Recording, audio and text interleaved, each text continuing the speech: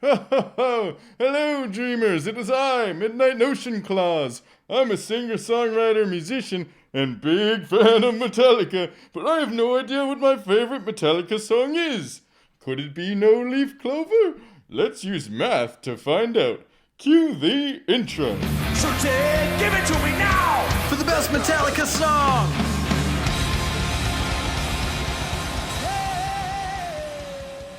No Leaf Clover. No Leaf Clover from S&M. Finally, the answer to all of your questions. Are you going to review the songs from S&M? Of course I'm going to review the songs from S&M. They're awesome. So here it is, my review. We're going to listen to it together, you and I as buddies. I'm going to blah, blah, blah anytime I hear something interesting. And then I'm going to grade it using the following categories: composition, memorability, emotional response, instrumentation, and lyrics. Each category is a scale of 0 to 4 with a grand total of 20 possible points. We'll find out at the end if it has enough to get to the top 20 list. All right, so without further ado, let's listen to, no, I'm skipping steps. I'm really tired, you guys. I've been up all day. I need you to hit that subscribe button. Great, check, I did it. Now let's listen to a song. I don't know how this is going to go. I'm very sleepy. I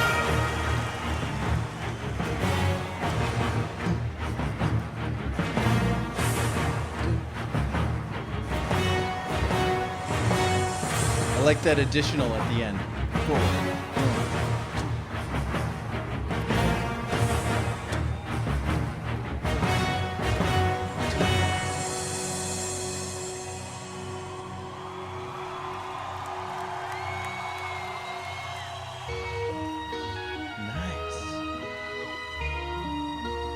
So already we have this nice little symphonic movement at the intro. Very fun. Do do do do do do do. But we're bringing it back later in the song, and that's what I really appreciate about this. Some intros, you get the intro and then you never hear from it again. But this one is kind of like, ooh, what's this? This mysterious thing. I can't imagine being there live and being like, whoa, wait, I don't know what they're about to play. And then they just whip out a brand new song. How cool would that be? That'd be amazing.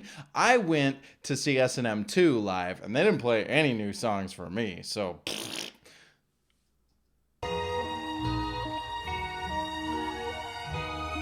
nice little clean guitar, and then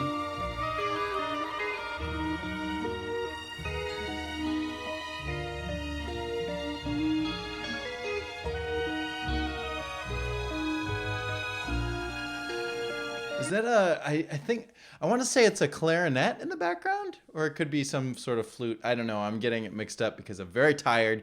But do do do do do do do do do.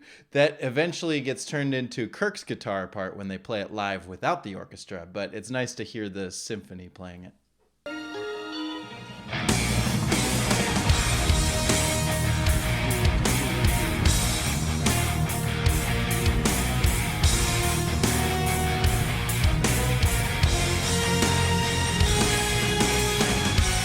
I appreciate, we talked a little bit before about catchphrases. The catchphrase in this song, or the hook, I guess, one of the repeating hooks is ba-ba, ba-ba, ba.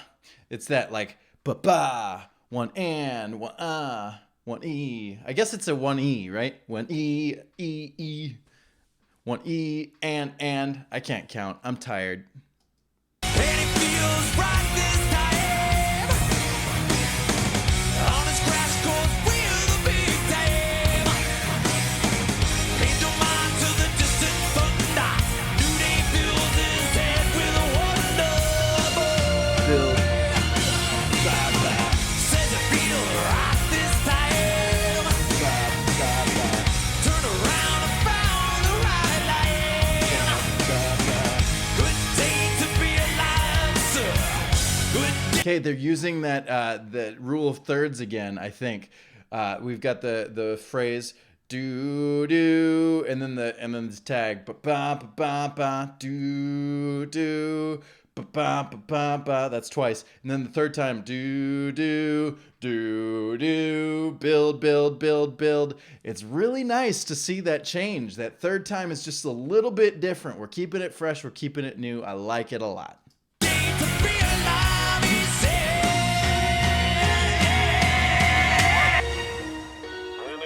I am a sucker for mistake builds, or not mistake, but like false builds. Dun dun dun dun feels like it's gonna go to something big. Dun dun dun dun ba ba ba ba. But no, it dun dun dun dun.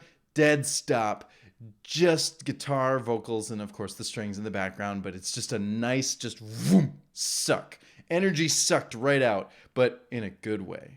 The soothing light at the end of your tunnel was just a freight train coming away. Then it calls to be the soothing light at the end of your tunnel. I really love what Kirk is playing here. It's really cool. It was just a freight train coming away. Don't it feel right like this? All the pieces fall to his wish. Sucker for that quick reward, boy. Sucker for that quick reward, they say. Okay, cool. We have some post-production effects in here, and that's okay. It is a live record, but some of the things that you hear are not what happened live. All right? They are recording into a board and also putting out to the speakers. So you hear one thing, but they can edit it later, and that's an important thing to remember about live music records. You're rarely ever getting a perfect reenactment of what happened live. I would assume, I don't know for sure, but I would assume they had a trigger, like a MIDI trigger on the kick drum and the snare drum, and that they could replace the sound with a fatter puh, puh, you know, so that it's more steady. I know that Lars, he maybe not in this area, he's still playing pretty well, but later on, he kind of starts losing his double kick abilities, and you'll find that the live recordings sound better than the live show. I've been at live shows where I was like, you can't really hear the kick drum at all in this part, and then you listen to the recording afterwards, you're like, wait, where did all this kick drum come from? There is some post-production trickery going on, and I call that I'm calling this to attention because of the vocal thing. You can hear reverse vocal effects on James's vocals. Listen. In this build.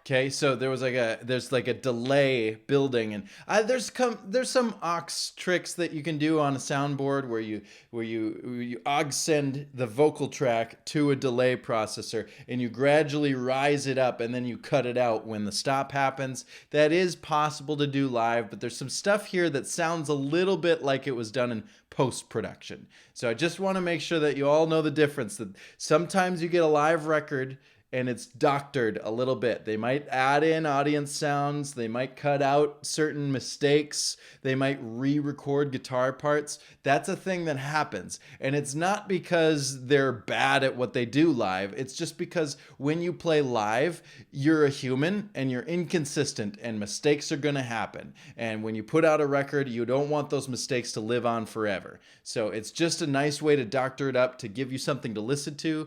But I know that if you play this record with the VHS or DVD version of the concert, you get two different things. Some things were cut out from the record, some audience, like just talking in between songs. And usually when they do something like this, they have 2 nights in a row, like S&M 2. I was there on the second night. They did 2 nights. Who knows which version we're getting of each song, right? They could have played half the song from one night and half the song from the other night, and you might not even know the difference because that's just the magic of editing. So just wanted to point it out. Comes to be the soothing light at the end of your tunnel. It's just a freight train coming away. Then it comes to be the soothing light at the end of your tunnel.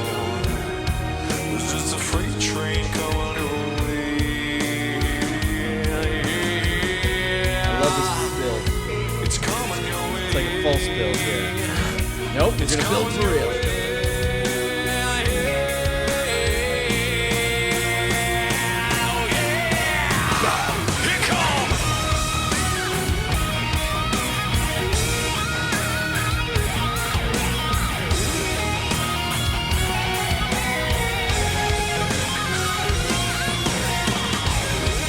want to point out that the main riff is mostly on the hi-hat for 3 times through, and then that last one, there's a chord change in the guitars. So during that chord change, Lars goes to the the crash cymbal. So he's boom, boom, boom, ka, dun, dun, dun, dun, dun, dun, dun, dun, dun, dun. And then we're gonna come back to the intro, but with toms.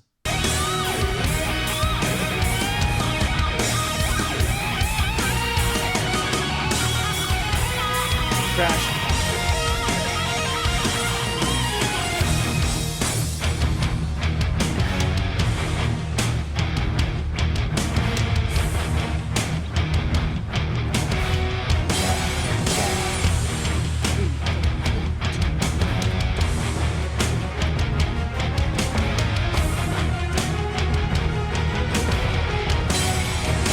There's an excellent clip of Michael Kamen, who directed the orchestra for this, talking about writing for an orchestra. And I think that this is a great example of how that works. In the intro, you just hear ba ba bum bum ba ba bum ba ba ba ba, but we hear this time, the second time through, as the band is playing that, everybody's playing that in unison. Now you get some French horns in the background. Ba ba ba ba ba ba ba ba ba ba ba. They're climbing. Listen to the French horns. And the trombones and whatever. Right here.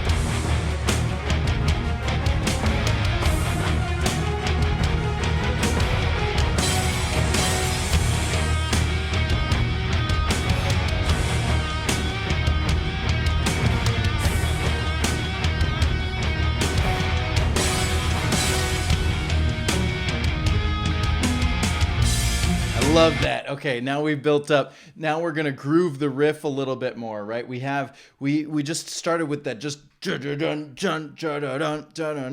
those toms are thick and heavy and full, and it just makes me want to go hey, hey, hey. Remember, if you want crunch, get that floor tom in action. Ba ba bum pa. But now he's going boo boo boom ka boo boo boom boo boo ka ka, and having that second crack of the snare is really bringing us in. The guitars have changed to something that's more similar to the chorus. We got a solo by Kirk that's just real fun, real simple, real easy. Again, we're kind of falling off the solo train, but that's okay because it sounds great.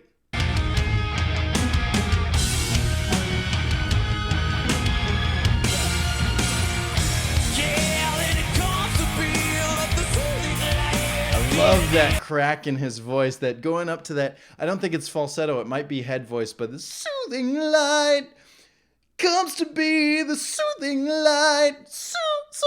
Can you do that? Soothing light. It's a really good, when I want to be in the, like a fly on the wall during the writing session. Hey, you know how you're saying soothing light? What if you said soothing light? Soothing light.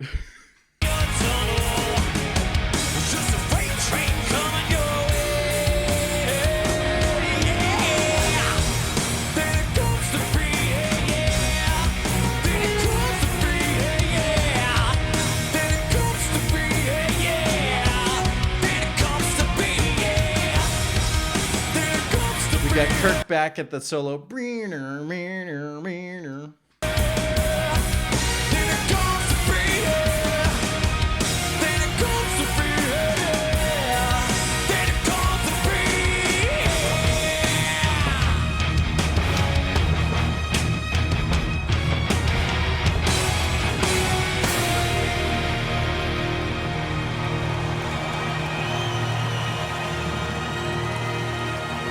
Timpani.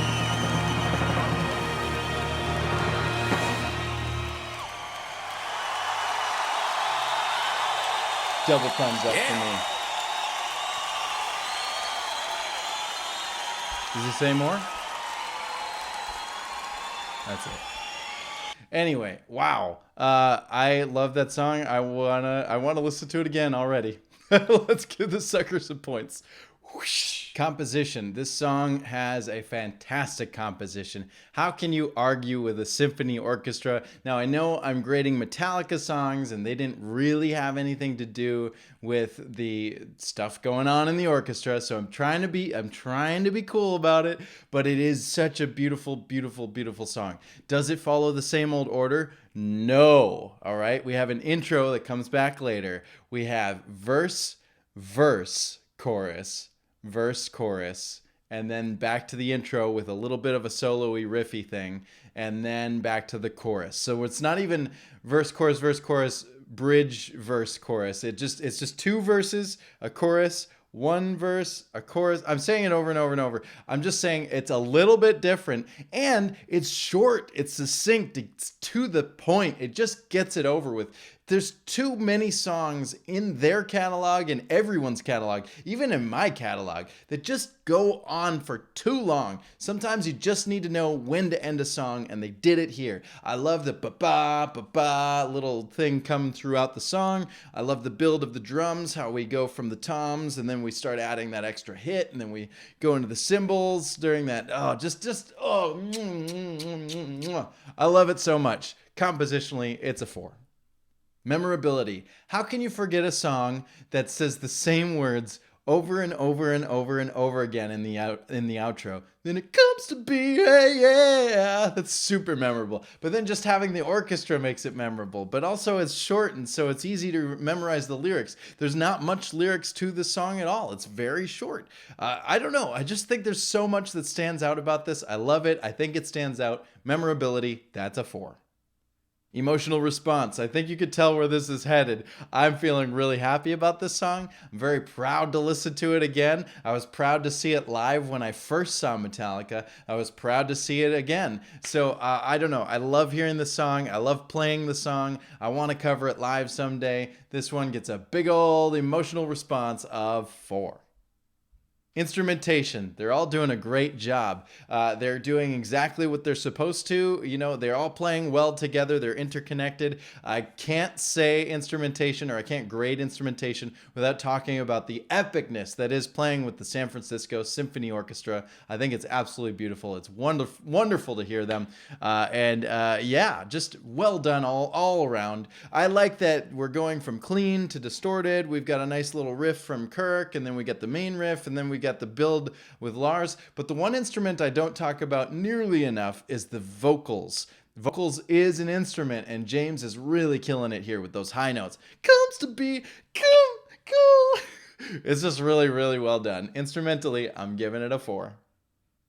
Lyrics. What is the song about? It is about a guy who thinks he's gonna get it all, and then just right when he thinks he's got everything he needs, bam! Freight train. Coming your way. Every time he's looking for this quick reward, right? Sucker for that quick reward, he says. He keeps going for the quick schemes to make money, or maybe it's addiction. We have a lot of addiction references throughout their catalog, so maybe it's just that quick fix of maybe that quick fix and that's not always the best way to get through life, right? You go for a quick fix and then you crash hard, and the crash could be a train. Now, what miles per hour is that train going if it's headed from Chicago and it's on the way to, never mind, this isn't a math problem. I do say words are hard when you're tired. I was up for 22 hours straight. I love the lyrics. I like what they're saying, but I think that they have better. So I'm sorry, I gotta rob it this time. Just 1 point though. Lyrically, I like it. It's a 3. And so, No Leaf Clover gets a grand total of 19 points. You know it's enough. Let's take a look at that board. Tied in second place with Hero of the Day. Who knew that Hero of the Day and No Leaf Clover could be in the same... Well, I guess I kind of knew that.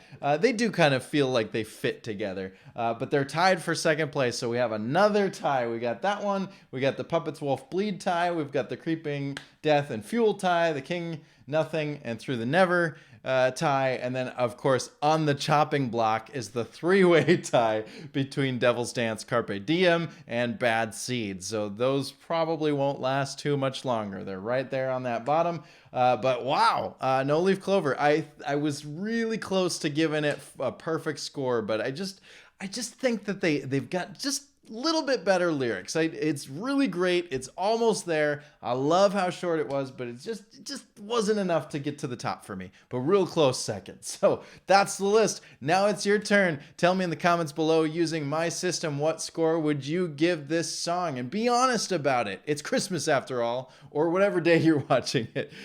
Make sure you tell me also in the comments what you got. Yesterday I asked you what you were going to get or what you wanted to get. Today I want to know what you got. And if you didn't get anything, that's okay too. What are you giving to the world? Tell me what you're giving to the world. What's your superpower? Tell me what your superpower is in the comments below. And also, I love you because you're awesome. Make sure to check out Midnight Notion's music. It's available all over the internet, wherever you find your music online. And of course, smash that subscribe button because we only get one more day with this background and then we're gonna minus it. Huh? Merry Christmas, everyone. Thanks for watching.